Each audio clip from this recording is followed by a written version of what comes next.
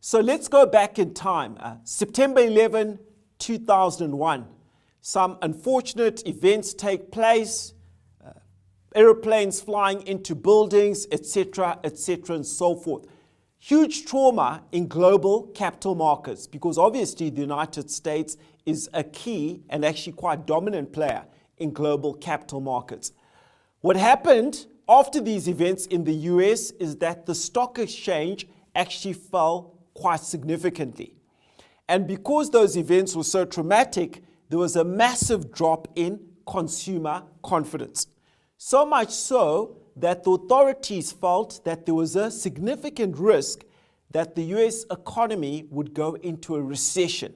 It would start shrinking.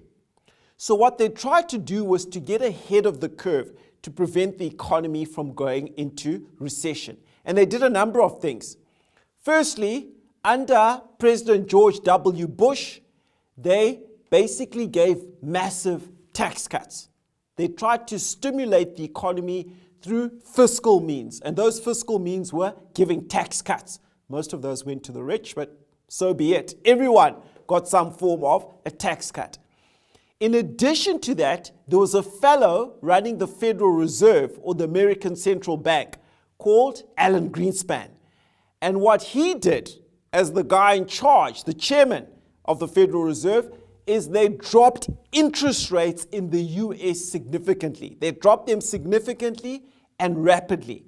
And what was the thinking?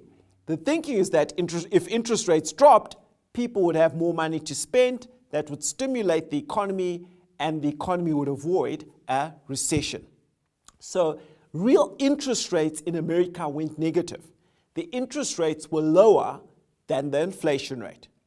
So did this fiscal and monetary stimulus work? Absolutely.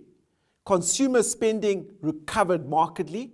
There was a massive increase in credit uptake, initially for consumer spending, credit cards, but it also triggered a housing boom.